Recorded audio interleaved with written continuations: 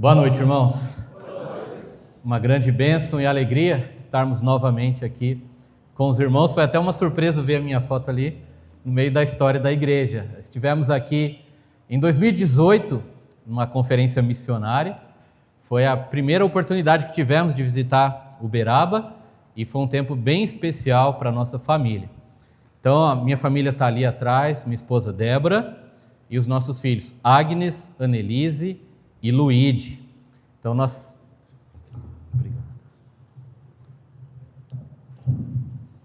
Obrigado, pastor. Graças a Deus fizemos uma boa viagem, uma viagem tranquila de Piuí até aqui. E estamos felizes em participar desta conferência com os irmãos e celebrar este momento especial. 48 anos desta igreja, que privilégio, que bênção.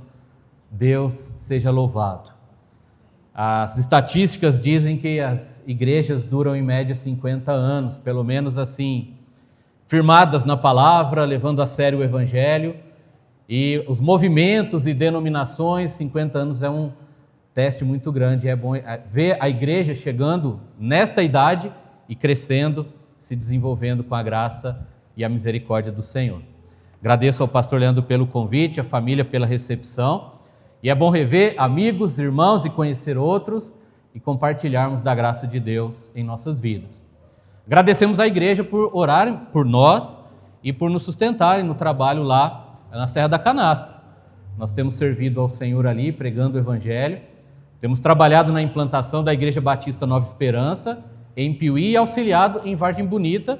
A Igreja Batista lá está sem pastor e nós temos dado um auxílio ali para aqueles irmãos, a igreja que nós iniciamos anos atrás. Continuem orando por nós, pelo trabalho ali. Deus tem abençoado, tem salvado vidas, tem trazido pessoas. Orem por nossa família e para que o evangelho continue crescendo e a graça de Deus se espalhando para o povo ali da nossa região. Muito bem, amados, vamos abrir a nossa Bíblia no livro de Colossenses.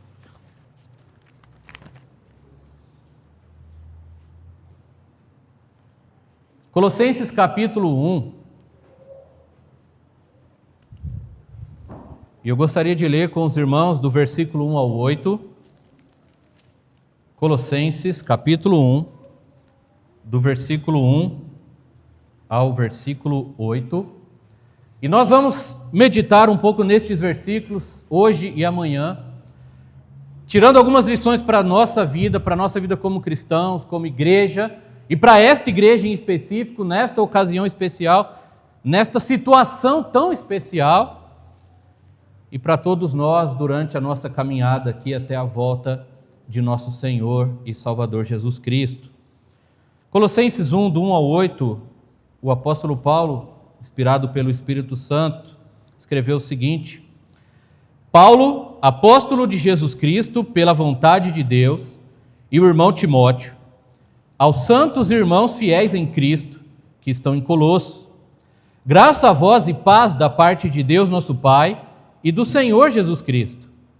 Graças damos a Deus, Pai de nosso Senhor Jesus Cristo, orando sempre por vós, porque ouvimos da vossa fé em Cristo Jesus e do amor que tendes para com todos os santos, por causa da esperança que vos está reservada nos céus, da qual já antes ouvistes pela palavra da verdade do Evangelho, que já chegou a vós como também está em todo o mundo, e já vai frutificando como também entre vós, desde o dia em que ouvistes e conhecestes a graça de Deus em verdade, como aprendestes de Epáfras, nosso amado conservo, que para vós é um fiel ministro de Cristo, o qual nos declarou também o vosso amor no Espírito. Amém?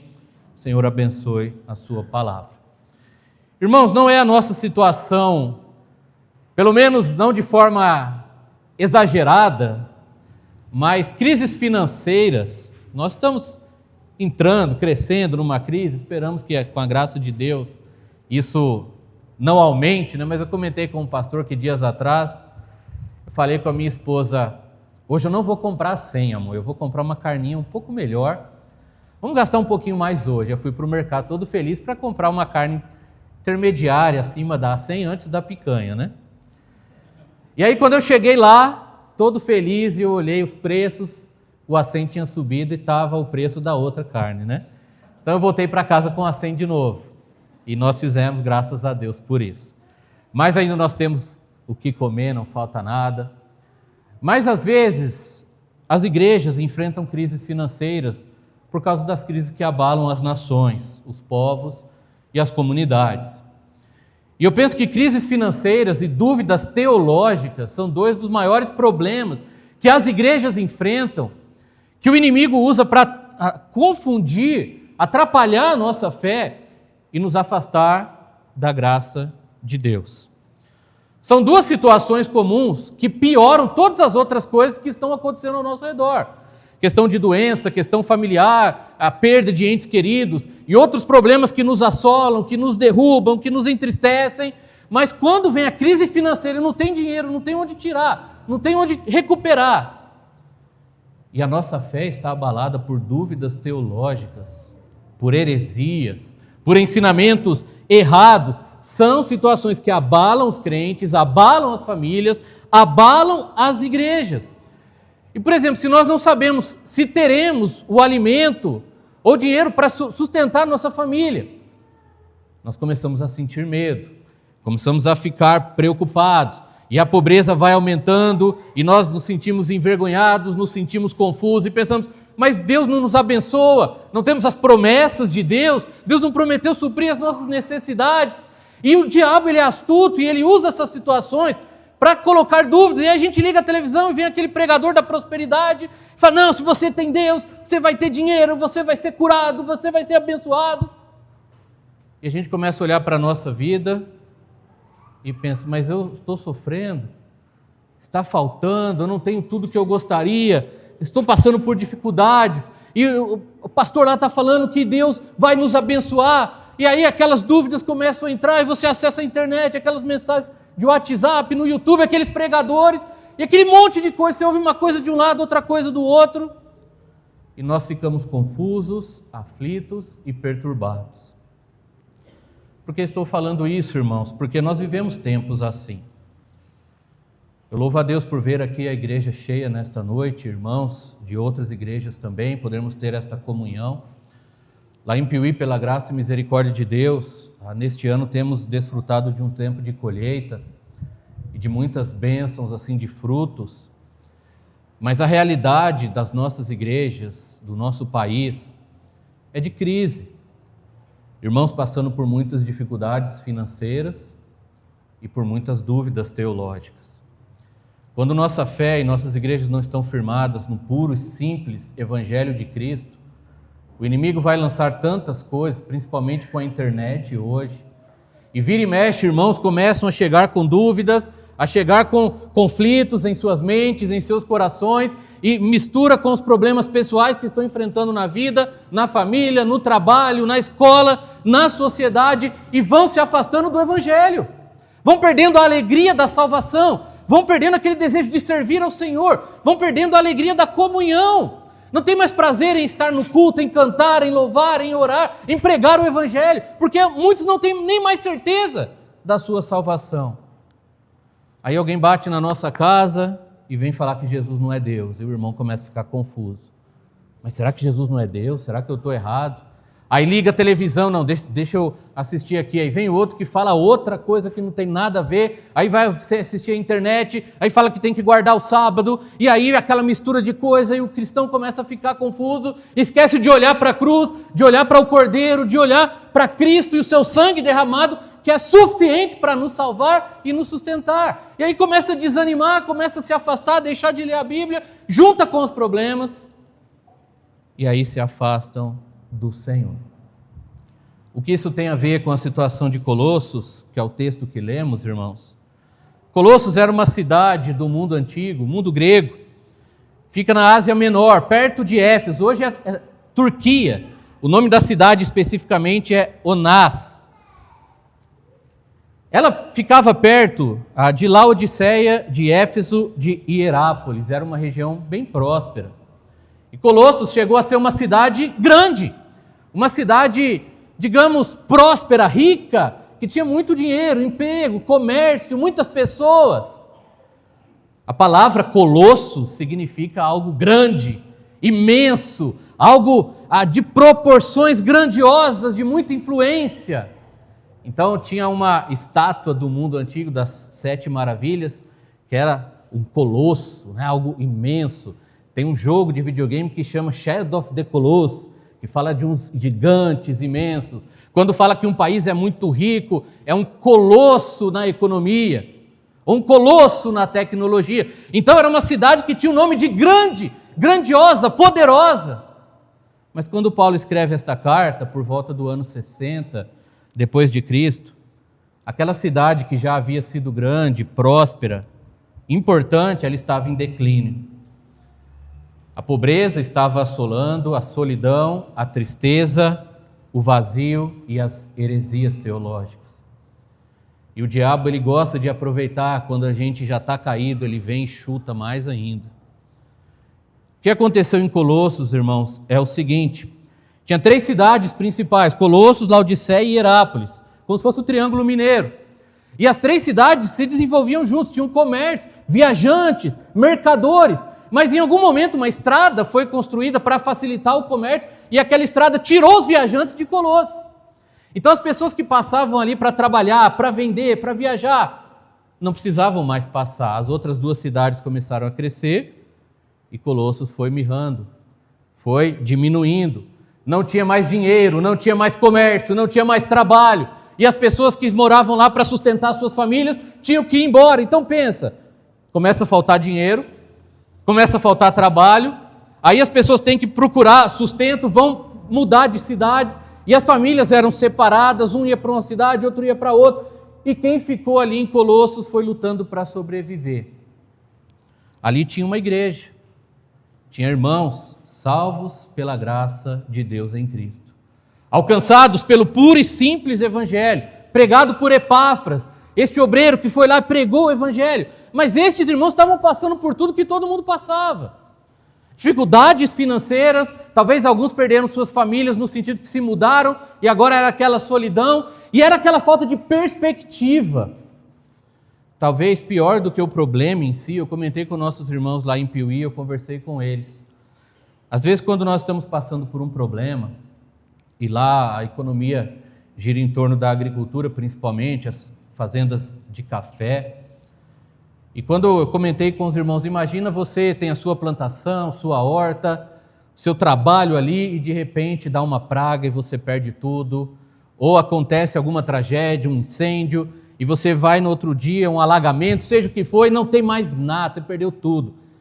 Mas aí você olha aquilo, você levanta, você calça a botina de novo e vai trabalhar e vai recomeçar. Só que imagina você olhar para frente e não ter o que fazer, não ter o que recomeçar. Não tinha para onde correr, não tinha para onde mudar. Então o povo de Colossos já vivia nessa situação de dificuldade, crise financeira, essa situação triste da cidade, e aí começam pessoas a trazer uma heresia. A heresia é uma doutrina falsa, uma doutrina errada. E aquilo estava entrando na igreja, afetando os irmãos, confundindo os irmãos que já estavam sofrendo.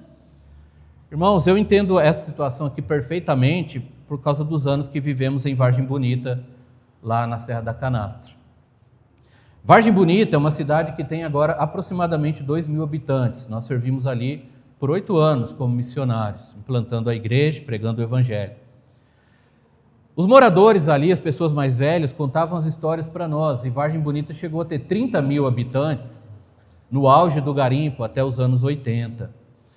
Então, para nós que moramos ali, era até difícil imaginar tanta gente lá naquele lugar, ainda com menos recursos do que tem agora. Mas era muita gente, era muito trabalho, era muito dinheiro. Conversando com os homens adultos, eles falam assim: pastor, a gente não precisava estudar, a gente não precisava fazer nada. Queria dinheiro, acordava cedo, tomava uma pinga e já ia para a beira do rio, ia garimpar, e já voltava com diamante, vendia e tinha dinheiro para 3, 4 meses. Para beber, para fazer churrasco, para fazer farra, e era dinheiro fácil, e os pais viviam, ensinavam isso aos filhos, ninguém queria saber de estudar, porque não precisava, ninguém imaginava que o garimpo ia acabar, que o diamante ia ser proibido de garimpar, tem lá ainda, né? Ninguém imaginava que essa situação ia acontecer, mas um dia aconteceu, e aquelas pessoas não tinham mais perspectiva de vida. não sabiam trabalhar com outra coisa, não tinha estudo para tentar algo novo, muitos não tinham mais saúde porque destruíram sua saúde acordando cedo para trabalhar naquele frio, para pegar aqueles diamantes, bebendo e tal, tinha muita prostituição e bagunça, e o espiritismo deitava e rolava na vida daquelas pessoas.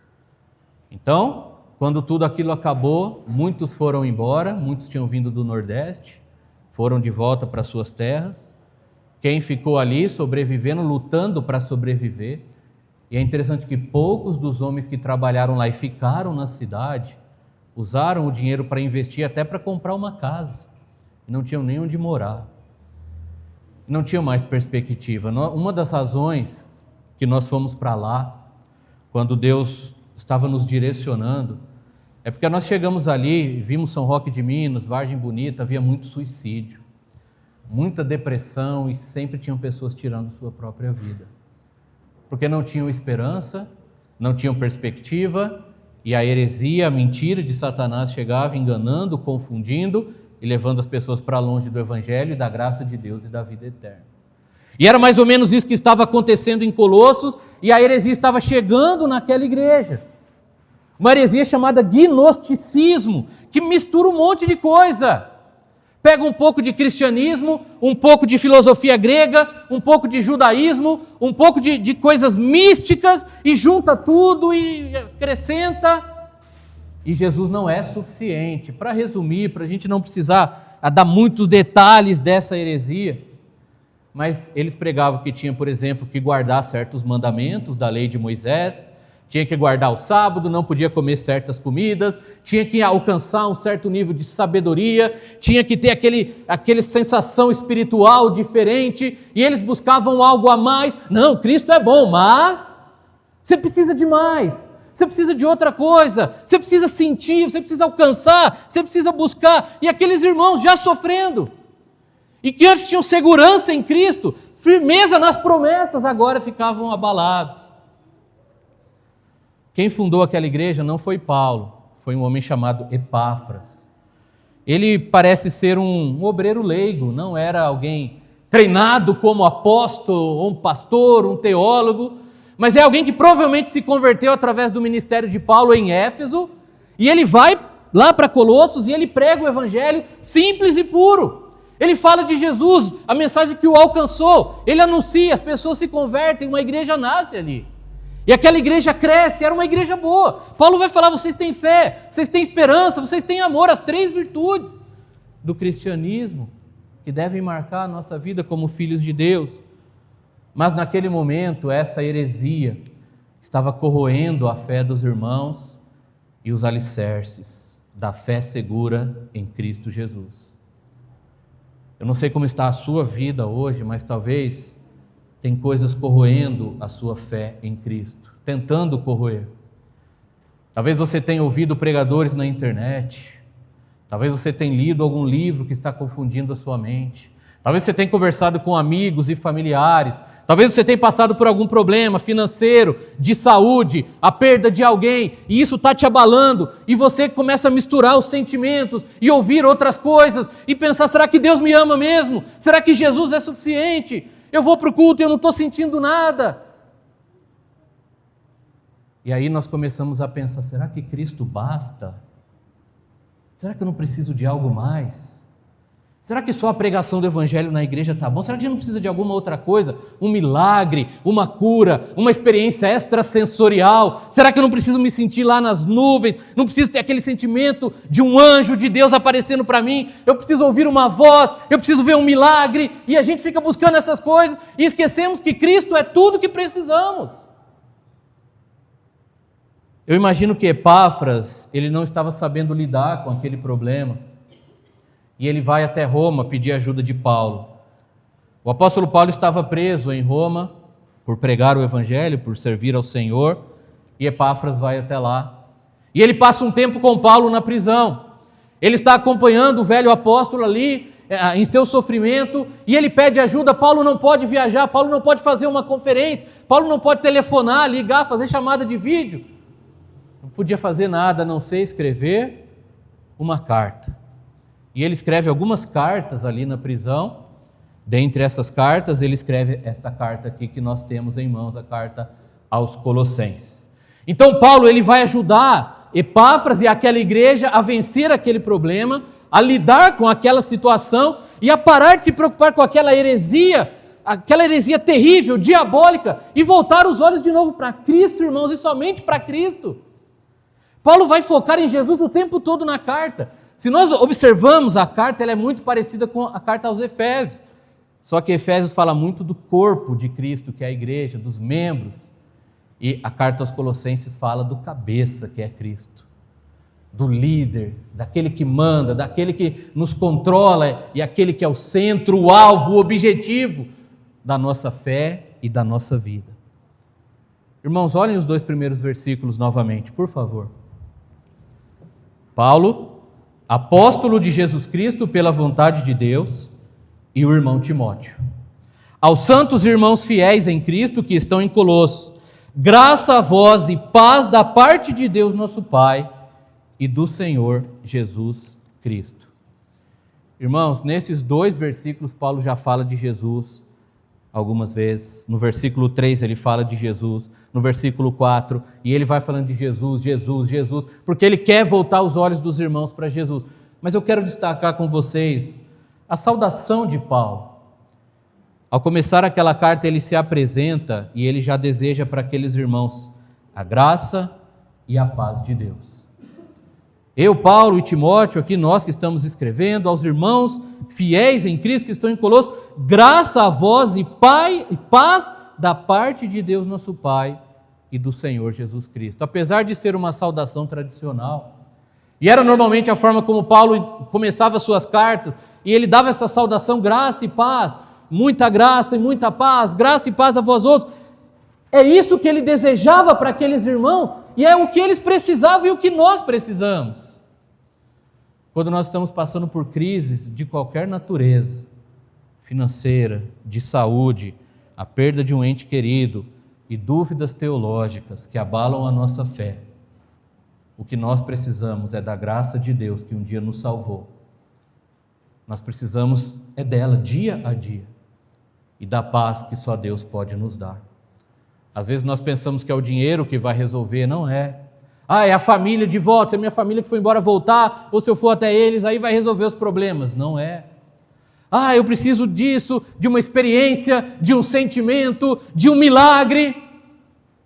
Irmão, se Cristo não resolve nossos problemas e não é suficiente para consolar nosso coração em meio à crise, nada mais o fará.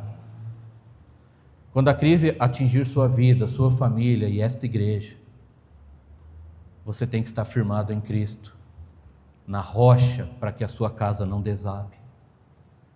Como Cristo mesmo ensinou na parábola, pode vir a tempestade, o vento, as águas, mas a nossa vida está firmada na rocha, que é Ele, o Filho de Deus, o único Senhor e Salvador.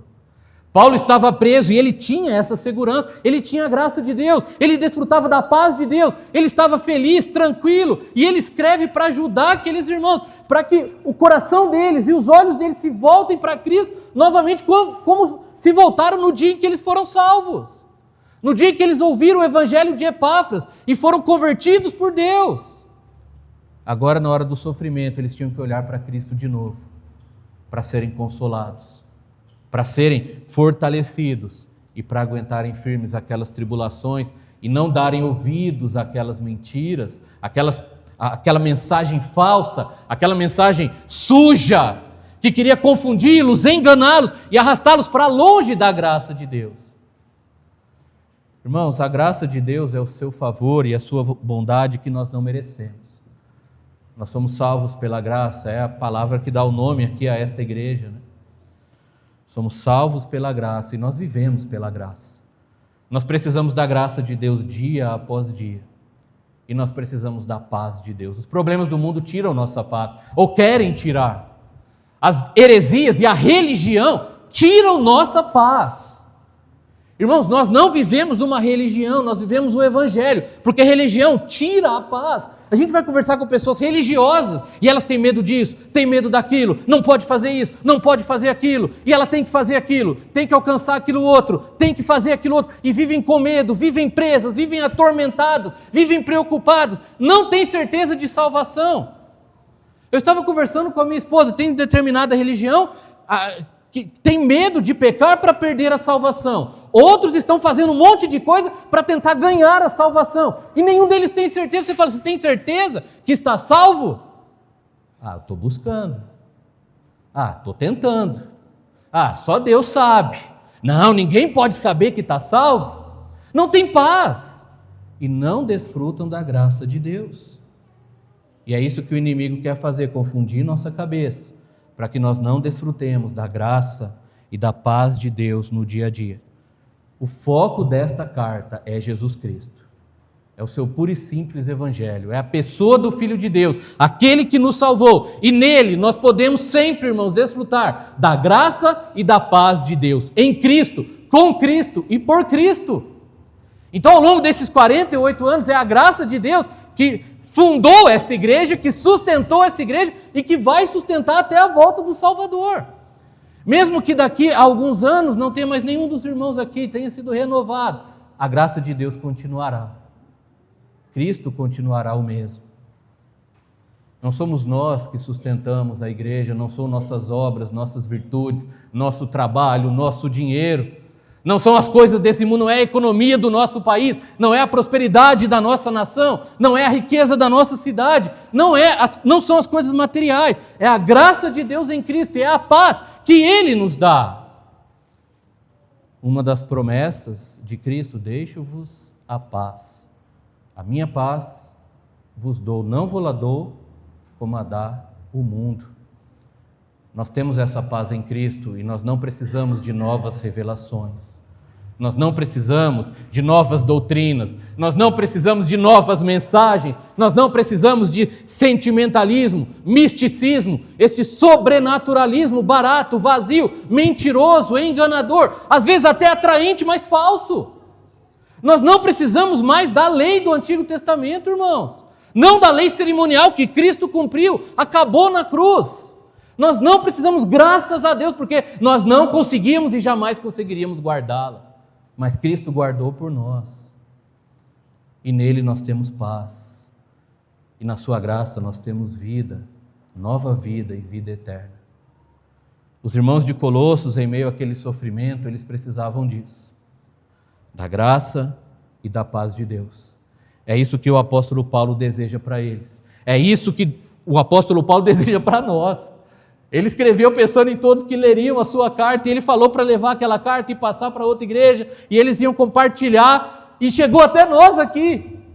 Então, se você está passando por momentos difíceis na sua vida, de algum tipo de crise, de dificuldade, se você está sofrendo, e se você está confuso por causa de doutrinas que tem ouvido, ou lido, ou coisas que tem buscado, que não estão na palavra de Deus, volte seus olhos imediatamente para Cristo Jesus e somente para Ele. Ele é o único que pode nos salvar e nos dar a sua graça e a sua paz. E para a Igreja Batista da Graça, eu digo, irmãos, ao longo dos anos que se passarem, enquanto vocês estiverem aqui servindo ao Senhor, desfrutem desta graça e desta paz somente em Cristo. Vocês não precisam mudar ou buscar ou querer outras coisas mais. Como que nós podemos desfrutar dessa graça? O que Paulo fala? Irmãos, nós desfrutamos da graça de Deus trabalhando para o Senhor. No versículo 1, Paulo se apresenta como apóstolo de Jesus Cristo, e nós hoje não temos apóstolos, né? não tem mais nenhum apóstolo vivo. O mais perto de apóstolo que temos são os missionários que são enviados, que é o sentido da palavra, mas apóstolo como Paulo, Pedro, Tiago, João não temos mais. Ele era apóstolo, chamado, escolhido diretamente por Cristo, mas nós somos enviados de Cristo. Servos de Cristo, para pregar o Evangelho, para falar de Jesus, para trabalhar para o Senhor, para anunciar a mensagem do reino de Deus àqueles que não conhecem. E às vezes nós deixamos de desfrutar da graça e da paz de Deus porque nós deixamos de trabalhar. Nós começamos a olhar muito para nós mesmos, para o nosso sofrimento, Ah, como a crise me alcançou, como está difícil aqui sustentar minha família, ah, como está difícil essa doença, ah, mas eu estou sofrendo demais por causa disso, daquilo, e aí a gente se encolhe, aí a gente olha só para nós, ah, como eu sofro, como eu sofro, como eu sofro. E tem pessoas precisando ouvir o Evangelho, indo para o inferno, tem irmãos na igreja precisando de ajuda, de ser edificados por aqueles que são mais velhos na fé, tem crianças precisando ser discipuladas, ensinadas, amadas, tem trabalho para fazer na obra de Deus, tem missões para fazer, e a gente está lá olhando para o nosso sofrimento. Os irmãos de Colossos, o problema deles aumentou muito mais, porque eles paravam de trabalhar. É a nossa tendência, é ou não é, irmãos? Nós estamos sofrendo, a gente quer se encolher, se trancar num quarto, e é por isso que muitos entram em depressão, e fica triste, não consegue levantar e sair, fazer nada, porque não querem mais trabalhar e servir. Quando nós paramos de olhar só para nós, olhamos para Cristo e para o próximo, a graça de Cristo nos fortalece, nos sustenta, e nós vamos fazendo aquilo que Ele nos chamou. Ah, pastor, mas o senhor não sabe o que eu estou passando, para o senhor é fácil falar. Foi Paulo quem disse, ele estava preso, sem ter feito nada de errado. Eu fico pensando, se fosse o meu caso, se eu fosse preso por causa do Evangelho, de uma acusação falsa, de uma mentira, uma calúnia, e de repente eu sou jogado numa prisão, tirado da minha família, tirado do meu ministério, será que eu reagiria como um apóstolo? Mas é assim que devemos reagir, trabalhando para o Senhor. Nós somos servos, a graça e a paz de Deus está disponível para nós, em Cristo, enquanto trabalhamos para Ele, como enviados dEle, irmãos, em união com nossos irmãos e em humildade. Eu acho tão legal essa parte porque Paulo diz, Paulo, apóstolo de Jesus Cristo, pela vontade de Deus, e o irmão Timóteo. Ele não escreveu essa carta sozinho, Timóteo estava com ele, provavelmente foi o escritor literal. Paulo ditava e Timóteo escrevia. Paulo sempre tinha alguém para escrever para ele, e provavelmente aqui no caso foi Timóteo, ou talvez Timóteo ajudou até com as ideias. E eu penso os dois sentados ali, naquela cela suja, úmida, e Timóteo ao lado dele, e Paulo, Timóteo, o que você acha? O Epáfras contou para a gente isso que está acontecendo lá, essa heresia aqui, acha que isso aqui é isso mesmo? E Timóteo, Paulo, acho que é isso mesmo. Não, mas eu acho que também, Paulo, tem isso aqui, olha, eu lembro disso. E os dois conversando, é mesmo, Timóteo. Vamos escrever, escreve aí então. E os dois trabalhando juntos. Paulo, humanamente falando, ele não precisava de Timóteo. Mas ele não era orgulhoso, arrogante, omitido, ele era humilde. E o jovem Timóteo estava ali ao lado e o ajudou a escrever. Quando nós somos humildes e servos e trabalhamos junto dos nossos irmãos. Não importa os dons e talentos, somos diferentes, tudo é dado por Cristo, tudo é dado pela graça, e nós nos unimos e trabalhamos juntos, pregamos o Evangelho, pela edificação da igreja, pelo consolo dos irmãos, pelo ensino das Escrituras, juntos, sem ninguém querer se aparecer, ser maior, ser melhor. Seja um apóstolo, pastor, missionário, diácono, professor, zelador.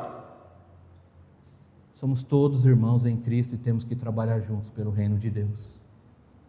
Sem nenhum tipo de orgulho e arrogância, mas em humildade. Unindo nossas forças, irmãos, quanto mais vocês trabalharem juntos, mais poderão fazer para a honra e glória de Deus. Mais desfrutarão juntos da graça e da paz de Deus, trabalhando juntos, unidos, e as igrejas também. Eu acompanhei o tempo em que boa parte das igrejas aqui em Uberaba estavam sem pastor, e a gente recebia as notícias, ficava triste, orava para Deus levantar obreiros, e só esse tempo que nós temos passado sem um pastor lá em Vargem Bonita, nós sabemos a luta que é. Mas Deus, em sua infinita graça e misericórdia, Ele vai levantando os seus servos, Ele foi sustentando as igrejas mesmo nas dificuldades, e agora vejo as igrejas com os pastores, trabalhando, crescendo, se desenvolvendo, se unindo, e deve ser assim, irmão, sem orgulho, sem soberba, trabalho em equipe, eu e você, pastor, irmãos, todos juntos como Paulo e Timóteo, tentando ajudar outra igreja de longe, que estava passando um problema maior que os deles ali. Eles estavam, Paulo preso, Timóteo o acompanhando para ajudar, mas aquela igreja estava a ponto de acabar. E eles estavam mesmo presos, seguros em Cristo, e tranquilos e em paz. E eles queriam que aqueles irmãos desfrutassem disso também. nós podemos desfrutar da graça e da paz de Deus sempre em Cristo, trabalhando para Ele, unido com os nossos irmãos e vivendo, amados, como fiéis em Cristo.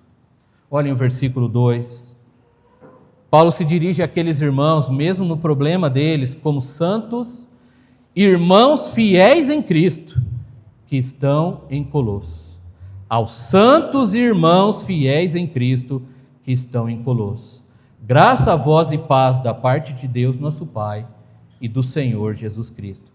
Aqueles irmãos, mesmo na crise, mesmo com dúvidas teológicas e provavelmente com dúvidas de salvação, Paulo se dirige a eles como santos, porque eles eram santificados pela graça de Deus. Eles foram feitos santos por Cristo. Eles eram santos na posição, e mesmo com as suas dúvidas, seus problemas, e aquele momento difícil, eles não perderam a salvação. Salvação não se perde. Ela é dada por Cristo, mantida por Cristo. Ele a conquistou na cruz, Ele pagou o preço, e Ele disse, está consumado. Não depende de nada que a gente faz ou deixe de fazer. E às vezes a gente está passando por dificuldades e pensamos que Deus nos abandonou, se esqueceu de nós, ou que podemos perder suas bênçãos, perder a salvação, porque as mentiras vão chegando, vão confundindo, vão atormentando. E Paulo fala, volte seus olhos para Cristo, nele vocês são santos. Se você já tem Jesus como seu Salvador, você é um santo aos olhos de Deus. Na posição você é santo, separado por Deus e para Deus, e é capacitado pelo Espírito Santo a viver uma vida de santidade na prática, uma vida limpa, consagrada para servir ao Senhor como instrumento em suas mãos. Nós somos santos, irmãos, mesmo na pobreza, mesmo na doença, mesmo quando nós estamos tristes, quando nós estamos chorando, mesmo quando nós perdemos nossos entes queridos, mesmo quando a tragédia abala nossa cidade, nossa família ou nossa igreja, em qualquer tribulação que venha sobre nós, nós somos santos, em Cristo, com Cristo e por Cristo. E nós devemos viver como tais, santos, como Ele nos fez. Os irmãos de Colossos precisavam lembrar disso, e nós não podemos nos esquecer disso. Paulo chama ele de irmãos. Você vê que às vezes alguns irmãos passam por dúvidas, e eu tenho visto isso ao longo da minha vida e ao longo do ministério. Irmãos que foram atormentados por tribulações ou por heresias e têm crises na sua fé, alguns até chegam a se afastar, chegam a se desviar, vão para outras igrejas, até para outras religiões, alguns vão para o mundo. Mas se são de Cristo, de fato, Ele trabalha e Ele restaura, Ele levanta, Ele corrige, Ele disciplina, Ele consola. E nós temos que ter paciência uns com os outros. Mesmo uma igreja que está passando por um momento de crise, de dificuldade e de problemas até sérios. Foi a graça de Deus que fundou aquela igreja. Aquele povo foi salvo pela graça de Deus em Cristo. E nós devemos orar para que Deus traga-os de volta a esta graça. Eles são irmãos, com problemas. É como um filho, vocês que são pais e às vezes tem um filho rebelde, ou tem um filho com problemas, com dúvidas, e por mais que eles estão trazendo tristeza ou até se afastando, eles continuam sendo filhos. Nós somos irmãos porque somos filhos do mesmo Pai, que é o único Deus verdadeiro.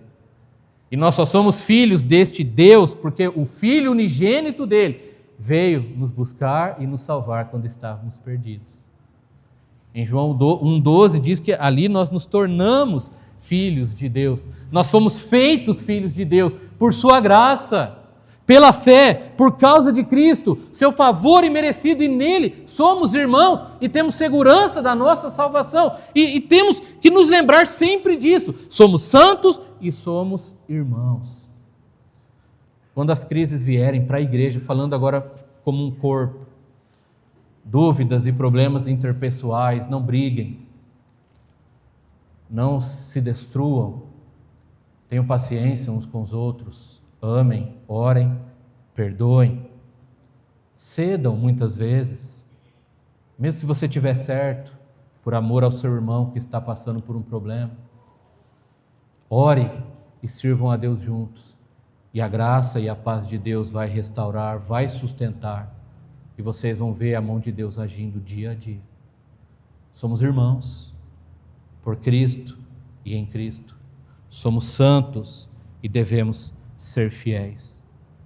Irmãos, é muito bom ver essas fotos, né? Como missionário, a gente se emociona. Olhando o pastor Daniel trabalhando, eu fiquei lembrando do início dos nossos trabalhos lá em Vargem Bonita e em Piuí.